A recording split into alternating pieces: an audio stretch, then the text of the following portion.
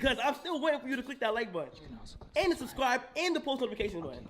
I have a confession to make. I might be the most phoniest Kingdom fan there ever has been, because prior to last season, I did not care about Kingdom. But before I knew it, this became one of my favorite anime from last season, which is probably not the most highest bar because last season was really bad. The thing about last season of Kingdom that made it really special was that it got a lot of help from something that kinda might be correlated but not really, and that's Dynasty Warriors Origins. Now, I got this game last year and it was really fun and I enjoyed the lore and it really opened my mind in a different way, to the point that I eventually decided that I was gonna watch Kingdom because it kind of gave me elements of what Dynasty Warriors did. And I think I made the right decision, because when I jumped into this season, I kind of asked myself, what am I doing? I have no prior experience and don't know what's going on, and I'm jumping to the latest season and it seems like a war is just about to break out. But weirdly enough, even though I haven't watched a lot of the seasons, I was able to really enjoy the anime because I guess it was just that objectively good. The thing about this season that kind of really stimulated my appreciation for it was the game. The whole idea of individuals just basically putting their lives on the line for someone else's dreams or ambitions was something I never really got. But once you play that type of game and you understand that you're fighting for someone but not necessarily them, more of their ideology and what they want to bring to the world, it becomes a bigger thing than just that person. And I think I was able to appreciate that more with Kingdom, because when I stepped into the season, what surprised me the most was that it was able to really transmit this whole idea